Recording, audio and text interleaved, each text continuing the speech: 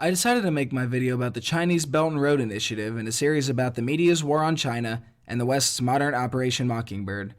China Uncensored is notorious anti-communist trash, but anarchists and a lot of non-socialists usually just take him at his word without giving it a second thought. Later, I plan on expanding this to critique ultras and Maoists who say that China's BRI is actually imperialist and that China's an imperialist country. So let's begin.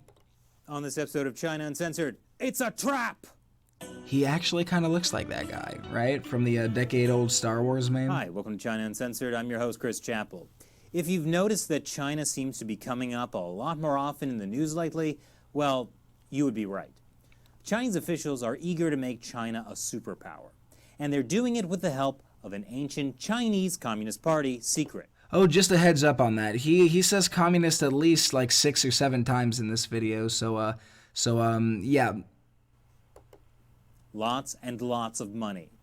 Yes, money. The key to a successful communist regime. Second time. The party has, over the past few years, lent huge sums of money to cash-strapped countries and then leverage that debt to get what it wants. China will pretty much lend money to anybody who asks. Some of these countries are indebted, but many of them have very little debt, as we will see later.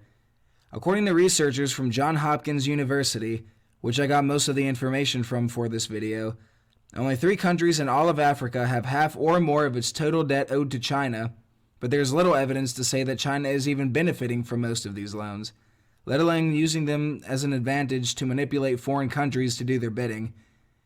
In the words of the lead analyst of the team at Johns Hopkins, yes, debt is on the rise in the developing world, and Chinese overseas lending is, for the first time, a part of the story. But a number of us academics who have found scant evidence of a pattern indicating that Chinese banks, acting at the government's behest, are deliberately overfunding or lending loss-making projects to secure strategic advantages for China. The fact that China Uncensored is taking up an issue with China giving countries loans, and not the fact that these countries in general are indebted to the IMF and World Bank, is extremely telling, isn't it? He gives some specific examples, but we'll talk about them when they come up. A lot of this is tied to a $1 trillion plan to build infrastructure around the world and then use it to create wealth, mostly for Chinese companies, move goods, mostly from China, and gain influence, mostly for the Chinese Communist Party. That's the second time he said communist in under a minute, but is there anything inherently wrong with gaining influence? Is that really a bad thing? And China doesn't necessarily do this to make immediate loans money from the loan repayments. In many cases, they'll just dish out tens of billions of dollars at a time as a show of good faith, or write off $1 million projects for the hell of it. Again, 2 different economic institutes have done an analysis on more than 1,000 loans across Africa and Latin America, and they cannot find any specific evidence for this debt trap diplomacy that you're talking about. This project is called the Belt and Road Initiative, also known as One Belt, One Road. Let's get together and feel all right. Now, it's nothing new for countries with money to spare to help out needy neighbors by offering them a loan. Plenty of countries do it, including the U.S. But the Chinese Communist Party does it, as they like to put it, with Chinese characteristics. This stands in stark contrast to China's approach, which encourages Imagine taking any U.S. politician's opinion of what constitutes imperialism 100% unironically, especially a Republican. dependency, using opaque contracts, predatory loan practices, and corrupt deals that mire nations in debt and undercut their sovereignty, denying them their long-term self-sustaining growth. As you might guess, some of the countries who have made these deals with China aren't feeling so all right anymore. Just because China invests in these countries doesn't mean that they're necessarily responsible when their plans go south. It just means that China invested in them. It's not necessarily their fault. On today's episode, we'll look at 5 countries gripped by the Chinese regime's debt trap. Number 5, Sri Lanka. Oh, who would have thought they'd bring up the most widely publicized piece of anecdotal evidence they could think of? Certainly not me. The first port of call is Sri Lanka. In 2010, Sri Lanka got a $1.5 billion Chinese loan to build a giant port in the town of Hambantota, which would be great, except it has barely any shipping traffic. Okay, so there was a feasibility study done on this very port before the initial creation of it, and the idea was that it would be a great location to compete with Singapore. Every conceivable analysis done prior to the development of this port pointed to it being profitable in the long run. So my question is, why did you just say this would be great, except it hardly has shipping traffic? This implies that China investing in plans which are projected to succeed are okay, but China investing in plans that are projected to fail are bad. But just earlier you were arguing about intent. China is attempting to indebt the third world to make them do their bidding. That was your argument, right? And the only feasible argument one could make for this specific port is China invested in what seemed like a great idea, but it simply didn't perform as well as intended. So already you're failing to show proof of a debt trap. Maybe you just didn't know about the feasibility studies, but this clearly isn't an example of a debt trap already, and this is just the first example of your video. Without traffic through the port, Sri Lanka realized it couldn't pay back its debt to China. So instead, it signed away the entire port with a 99-year lease. The China Merchants Port Holding got a 70% controlling stake in the Hambantota port. With this agreement, we have started to pay back the loans, the Prime Minister of Sri Lanka told Parliament, and talked about there being more money for economic development. But this sounds like a perfectly reasonable deal when you take into account the fact that they're leasing the port. They're not relinquishing control of it. Sri Lanka came up with this deal in an overarching plan to get rid of total foreign debt. China is paying rent on the port, as one would expect in a lease, and they've already agreed to develop the port out of pocket. What he's not telling you about all this is that Sri Lanka's total Chinese debt is only about 10% of Sri Lanka's total foreign debt. I wonder why this dude isn't making videos about the IMF requesting inhumane actions taken out on other countries in order to further the West imperialist agenda, like privatizing state industries which are then bought up and closed by Western companies leading to mass unemployment, raising the price of fuel in Ukraine, and advocating for skyrocketing taxes in Nicaragua, which sparked nationwide protests last year. critics say the cure might be worse than the disease. Some see the deal as a precedent for countries that owe money to China to accept deals that involve signing over territory. When you take into consideration the fact that China rarely actually seizes assets, not my word, the words of the New York-based Rodham Group in an analysis of over 40 major loan programs that China has made with foreign countries, this all ends up being a gigantic slippery slope fallacy. We can't take perfectly harmless loans from China because it's secretly a global conspiracy that they're using to manipulate other countries into ceding land to China. If you had any actual evidence besides purely anecdotal evidence, I might be inclined to believe you, but let's call it what it is, a conspiracy theory. As far as anti-China propaganda goes, this one isn't even really that good. I mean, there's 3 studies proving you wrong to your none proving me wrong, and even many Western media sources don't agree with you, like the New York Times. Hell, the New York Times article that you just sourced says that the only way that they could start paying back the loan was with this deal. Territory that the Chinese regime might want to eventually use for military purposes. There is concern that the Chinese will transform its 99-year lease of the Sri Lankan port of Hambantota into another naval base, the exact debt trap method the Chinese used in Djibouti. Imagine using the Daily Caller, a news organization started by Tucker Carlson and Dick Cheney's former advisor, as a source unironically, and they aren't even saying they will take over the port and use it as a military base. They're saying it could happen. So yeah, slippery slope fallacy. He addresses Djibouti later on in the video more substantively, but I'll talk about that more later. Even this criticism is severely mistaken. I would just like to point out, why isn't he complaining about like 4 other military bases in Djibouti? The only U.S. base in Africa is Djibouti. It's almost as if it's only bad when China does it and not when the U.S., France, and Italy do it. I would also like to mention China has attempted to dock military ships in this deal. There was an instance where a Chinese naval ship needed to dock for an emergency. However, the deal that China and Sri Lanka arrived at specifically barred military vessels from landing in the port. So what happened? The ship was refused, and no negative consequences happened from this arrangement. But again, why is it so bad that China has a couple military bases outside of China? I personally don't care if other countries, even the US, has military bases in foreign countries. Does the US have a super excessive amount of them? Yeah, I'd cut the number by like 95%. Have they used them to further their imperialist agenda? Yeah, they most certainly have. But there's nothing inherently wrong with one country having a foreign base in another country. I think in the case of Djibouti, one could potentially make the case that putting military bases there voluntarily is a good thing. There's a lot of piracy in the Horn of Africa and terrorism, and China has dedicated itself to fighting global terrorism because it has a problem with it domestically, and because it is a very important strait which billions of goods pass through annually. But you're not going to hear that level of nuance from him. The Chinese naval base in Hambantota would be uncomfortably close to India, which might be one reason India might be considering a deal with Sri Lanka to run what's been called the emptiest airport in the world. Sure, there may not be much air traffic, in fact, there is currently no air traffic at all, but it is pretty close to the now Chinese port. That airport, by the way, was also built with the help of huge loans from China. So wait, India didn't like what China was doing, so India decided to build an airport, then China decided to build the airport, and it turned out to be a flop?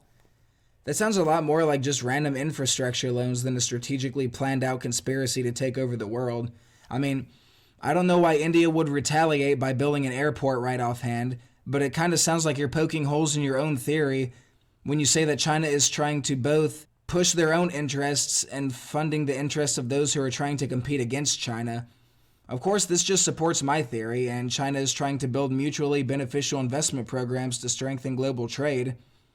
Oh, the airport didn't work out? Damn it, dude. Why didn't the Chinese just see into the future to make sure that it would have worked out before investing? Speaking of uncomfortably close to India, number 4, Pakistan. With an overall lending pipeline of over $40 billion for the China-Pakistan Economic Corridor, or CPEC, which is a big part of the Belt and Road, Pakistan already owes China more than $6 billion. That kind of debt gives China some leverage. China has an excellent relationship with Pakistan and has given multiple grants and interest-free loans to them, so I'm already skeptical. The CPEC loans only account for 6% of the total Pakistani GDP. However, an estimated 3.5% of Pakistan's GDP is lost via poor transportation networks, which CPEC helps, and between 2 and 2.5% is lost by constant power outages, which are a major problem in Pakistan, again, that are a part of CPEC. So the idea is that investing in these two things alone would more than make up for taking out the loans with China. Again, if his argument is China is attempting to indebt Pakistan to manipulate them, there isn't much evidence to suggest that, especially when these said investments are projected to greatly enhance the well-being of Pakistan's economy and their people. There really is no reason to suspect China is trying to impoverish Pakistan when the BRI is specifically designed to increase global trade, which would inevitably increase trade with China. Pakistan has a very essential role in all of this. They sit right next to India. China's terrestrial BRI plan, which mainly involves Xinjiang, which Pakistan touches, making Pakistan a major power in the East, is to the benefit of China. 1, to help combat a potentially hostile India, and 2, just developing Pakistan's infrastructure would help China. If 3.5% of their annual GDP is lost to poor transportation infrastructure, and China is a major trading partner to them, then China inevitably loses out as well if it relies on Pakistan for new trade routes. When the port was originally conceived, it was intended to cut thousands of kilometers of trade between China and Africa. The implications here for Pakistan as far as development and job creation are clear. First, China took control of the strategic deep-sea port of Gwadar, and will get to call the shots for 40 years thanks to a lease. Again, not even remotely a big deal. It's a lease, and they're paying rent on it, and developing it out of their own pocket. And now, the Chinese military is building a joint naval and air force base for Chinese troops, and it's just a short distance up from the coast of Gwadar. I hate to repeat myself, but is it that bad that China would want to put a military base in Pakistan? when their geopolitical rival and neighbor India is right next to them and expressing hostility? After all, Pakistan doesn't have a good relationship with India either. Pakistan most definitely benefits from this relationship. I haven't even seen anybody say, hey, we're putting this base here because we owe China a lot of money. It's equally possible that they just voluntarily chose to let a base be put in Pakistan out of sheer camaraderie or protection from a possible military invasion. The main reason for CPEC, by far the biggest part of the BRI, is essentially to cut the time that goods come from Africa by a fourth of the time. You can obviously see the potential that this would have for the Pakistani economy. Right now, it takes about 12,000 miles to get from Africa to the east coast of China, and it could cut that down to a fourth of the time, 4,000 miles, by going from Africa to Pakistan. China will be the world's greatest superpower and economy in the next few decades, and Africa and the Middle East, the oil mecca and raw mineral capital, and also the next likely continent to receive a wave of economic development. And in the center of all that, Pakistan. On top of that, and the fact that using Pakistan instead of going all the way past India and Vietnam and up to China is infinitely more efficient in the long run, China simply cannot continue to use the South China Sea, through which 80% of its energy imports go through, if it wants to be a superpower. This area is heavily disputed and would put China in a vulnerable position unless this changes, hence why they're investing in Pakistan. It would be relatively easy to cut off China's oil imports and destroy their economy entirely in just a month. An aggressive India and the US will inevitably try to use this to castrate China.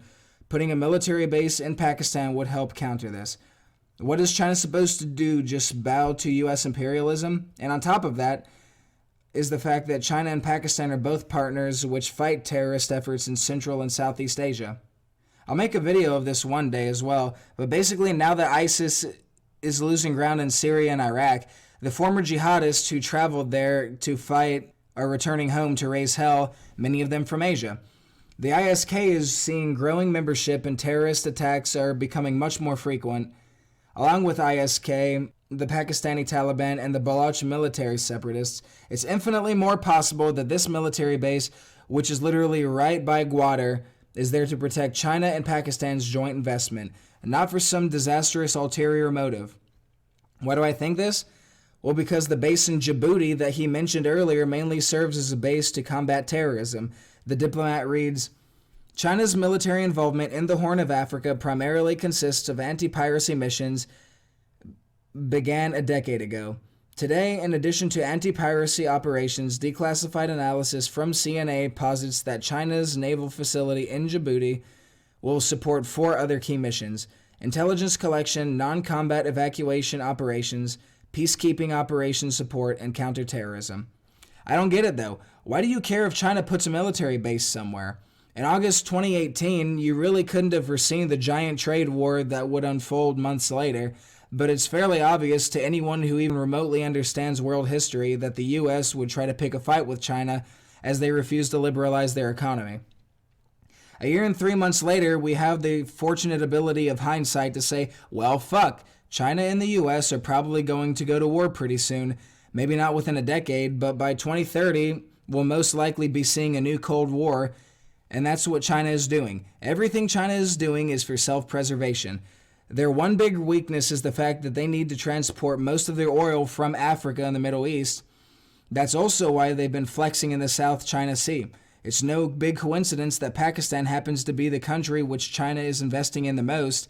Again, if this is completely voluntary on both sides of the agreement, I support it.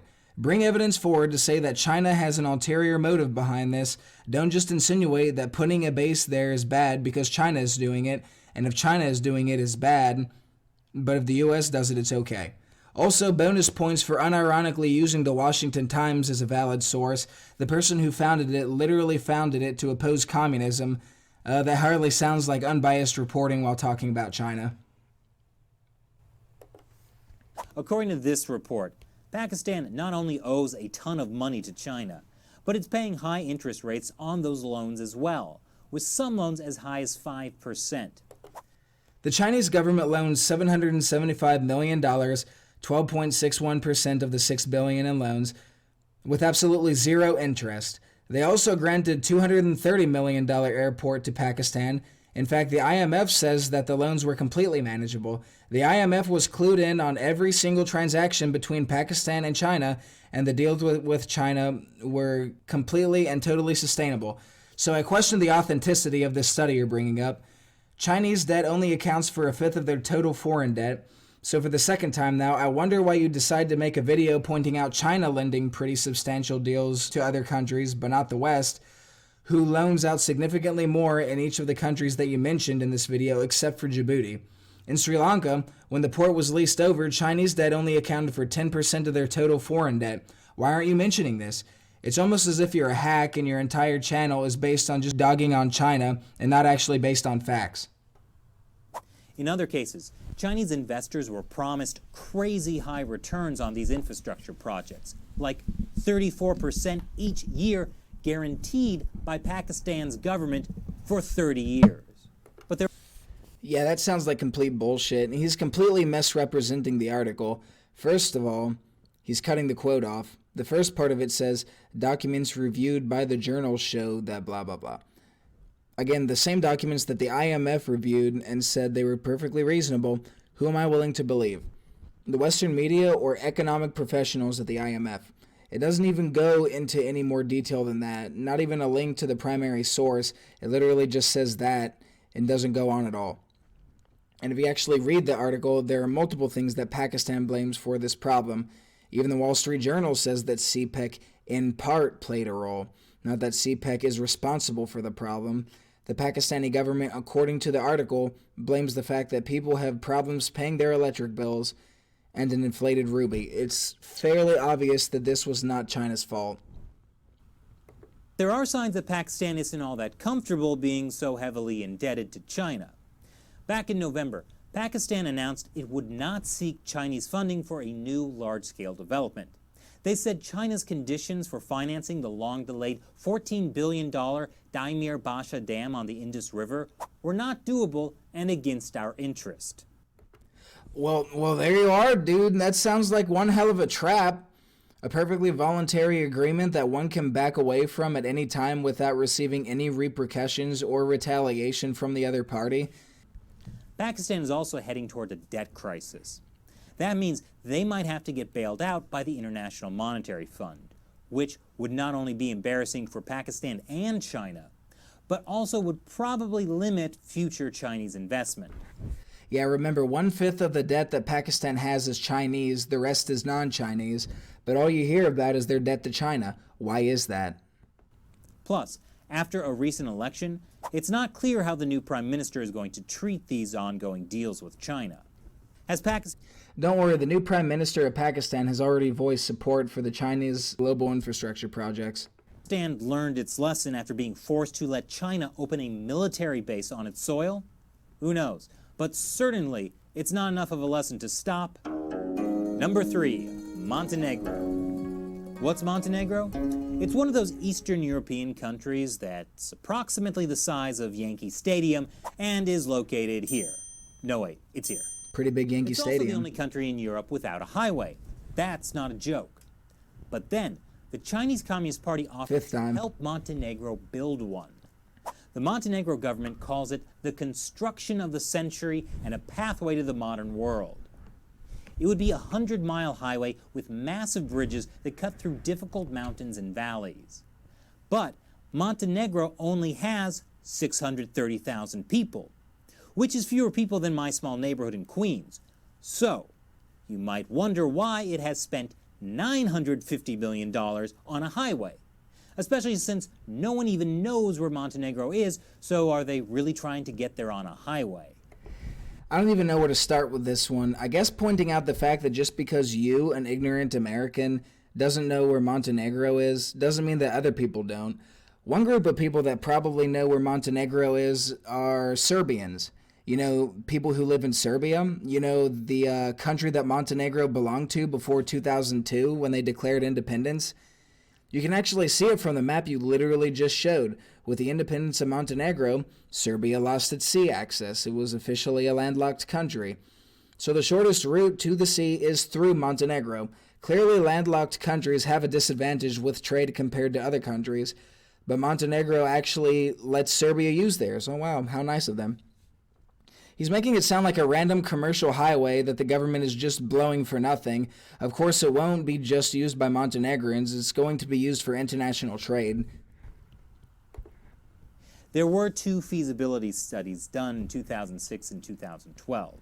Both Oh, now you care suggested about that their feasibility proposed studies. highway would not have enough traffic to justify the cost. But fortunately, the Chinese Communist Party Sixth was there to time. help with that. So, Oh, and the government of Montenegro decided to build it anyways, even though 2 studies were done on it. Seems like a bad move on the government of Montenegro's part, right? construction has begun. And surprise, China got a pretty sweet deal. 70% of the workers building the highway are from China.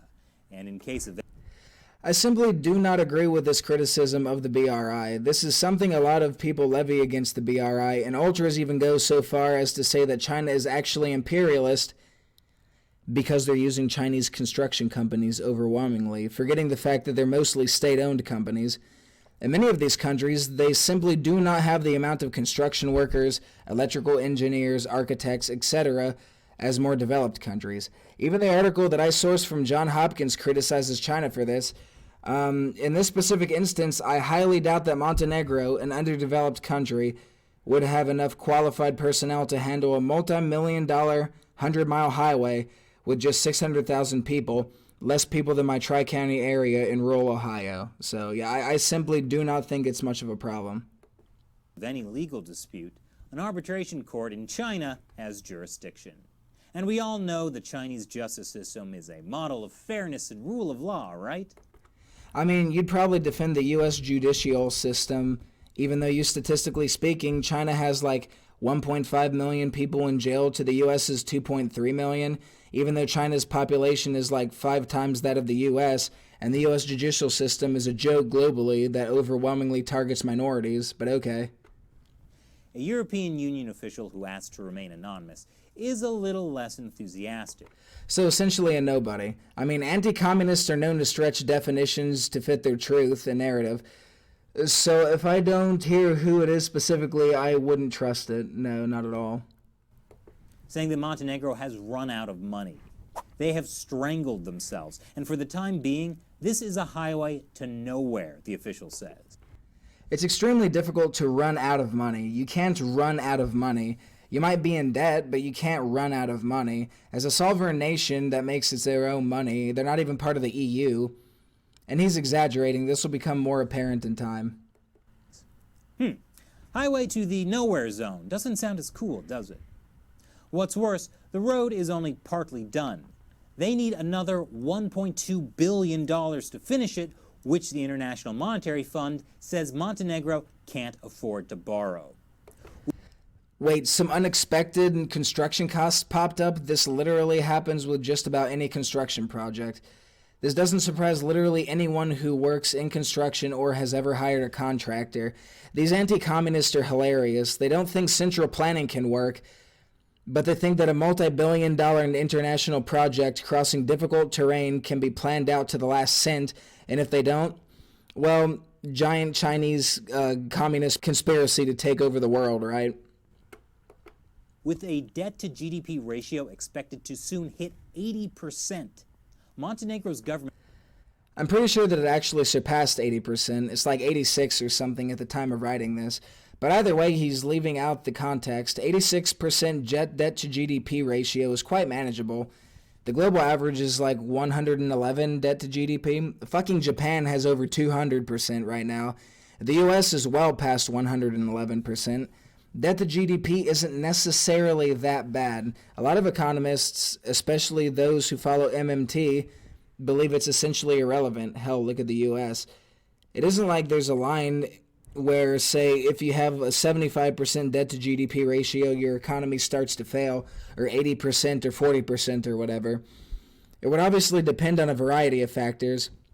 Now, most economists would generally agree that 77% debt to GDP is not necessarily ideal, yes, which at the time of this video you accuse them of crossing by 3 percentage points. With that being said, governments absolutely need to invest in things like infrastructure and other things in order to maintain economic stability and grow.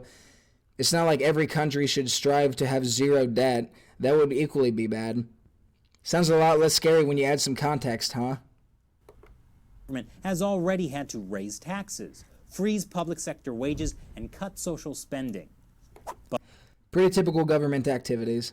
But Montenegro's prime minister has vowed to finish the highway at any cost and promises to deepen cooperation with China in other areas, including hydropower and tourism. And that's exactly the kind of commitment Chinese officials want. Okay, where's the debt trap, Number 2, though? the You're done? Maldives. The Maldives, a tropical paradise located in... Okay, I had to look this one up, too. It's Okay, you know, just an aside, I actually love his brand of humor. If he were doing it and wasn't just anti-China, I'd probably really like his content. here in the Indian Ocean. Gorgeous weather, secluded beaches, and what's this? The Chinese-Maldives Friendship Bridge? It's a $225 million bridge that's funded mainly through a grant and loan from, you guessed it, China. China is providing a grant of $126 million, so the bridge really costs about $100 million. The loan is the tough part. With the funding of this bridge, it puts the Maldives' debt to GDP ratio at nearly 100%, meaning it owes as much in debt as its entire economy generates in 1 year. Again, the world average is about a 111% debt to GDP, and China is providing over 50% of the money in grants. This doesn't sound like a trap whatsoever. So basically, this bridge is connecting 5 islands together, and it has been an important issue since 2007. The people in the Maldives live between several islands and have to take boats to get to work, waking up at obscene hours just to be on time. I can only imagine how much this will save on boat fares across the entire economy, and just how much better the quality of life there will be for the locals as well as tourists. The economy is crippled by an inefficient inter-island transportation system that is reliant on good weather, which ultimately leads to uneven development on the more rural islands of the country. The benefits are clear from this project, and China paid for half of it. I fail to see how it's a debt trap. Sounds kind of like my student loan debt. And take it from me, that's not healthy. But the Maldives is already dealing with being swallowed up by rising sea levels and could be underwater in 60 years. So really, does it matter if they're also financially underwater from debt to China? They're like, yeah, China, why don't you try to collect your money from the ocean? Well, the problem, of course, is that before the Maldives becomes the next Atlantis, the Chinese Communist Party could still force them to, say, give up land for a Chinese military base, which would just so happen to be in an excellent strategic location near India. But don't worry. The Chinese ambassador said in a recent speech that Chinese investment in the Maldives are totally normal, and that the allegations of land grabbing and debt trap are totally groundless. I mean, they are. Asset forfeiture is extremely rare, and multiple analysis have proven that at this point. So you're going to have to come up with a lot more than, well, maybe one day China could possibly ask them to build a military base there, maybe. Not that anyone asked, but it's better to get ahead of these things sometimes. Number 1. Wait, so I don't get it. Is it a debt trap because climate change exists? This is their big plan to loan the Maldives some money for a project which could drastically improve their economy and pay for half of it accidentally just so that maybe one day they'll put a military base on it just a couple decades before it gets swallowed up by rising oceans and then becomes totally unusable? Because that sounds absolutely genius to me. Djibouti. If you don't know where Djibouti is, you've got a problem. Because I've talked about it so many times on China Uncensored. The African country of Djibouti is home to China's first, but definitely not last, overseas military base. Again, is there a problem with there being overseas military bases? The U.S. has hundreds of them, or is it just military bases in Djibouti? Again, the U.S. put one there before China. Oh, and France, a country with a long history of imperialism in Africa, also has a military base in Djibouti. Why don't you care about them? Or Italy and Japan, who all have military bases in Djibouti? Of course, the answer would have to be because it's China. But see, then you'd have to ask why China is bad. And then without evidence, of course, they would have to say, oh, because China's trying to take over the world, or some shit like that. And if you were to say, but the U.S. has already taken over the world and has been accountable for millions of deaths in military operations abroad alone since World War II, and you don't care about that, then they kind of flop around a little and ultimately not argue your point because they can. Because the entire China building military bases abroad is bad and the U.S. building bases abroad is good argument was one based on the presumption that America can do whatever they want without suffering consequences and no one else. It's ultimately assumed that 4 Western countries can set up shop in Djibouti, but not China. Also, it's just a few miles down the road from an American military base, giving rise to a shocking incident where Chinese personnel allegedly pointed lasers at U.S. pilots. Well, is this like those sonic attacks in the U.S. Embassy in Cuba that turned out to be like crickets or something? the joke's on them, because the U.S. military has already stopped using cats as pilots. But childish laser games are the least of America's worries. The Washington Post recently asked, can the Trump administration stop China from taking over a key African port? Why would it want to? Well, ever since the government of Djibouti seized control of the Darala container terminal from a Dubai-based company in February, there have been reports that it plans to strike a deal with a Chinese state-controlled firm to run the facility. And it just so happens that the port is the main access point for American, French, Italian, and Japanese bases in Djibouti, and is critical to launching anti-terrorism missions in parts of Africa and the Middle East. Oh, what a coincidence. According to the Diplomat article I cited above, China is doing the exact same thing. Now, if I had to speculate, I'd say that China wants this position for the exact same reason as it's developing Pakistan. It wants to secure oil trade in the event that a war with the U.S. would unfold. The particular body of water that Djibouti just happens to be located by happens to be one of the busiest oil transporting areas in the entire world. So yes, this is most likely for counterterrorism, protecting Chinese assets from piracy, and the future possibility of self-defense against the Neo-Cold War, which becomes more and more plausible every day. The U.S. military is now warning that if a Chinese state-run company gains control of the port, U.S. national security interests will be put at risk. Okay, by U.S. national security interests, do you mean U.S. hegemony and U.S. imperialism? Meanwhile, officials warn that Djibouti has been growing closer to and is increasingly indebted to the Chinese government. If only someone could shine a light on this problem, some kind of bright, single-color beam of light. If only someone could show me legitimate evidence for this debt trap.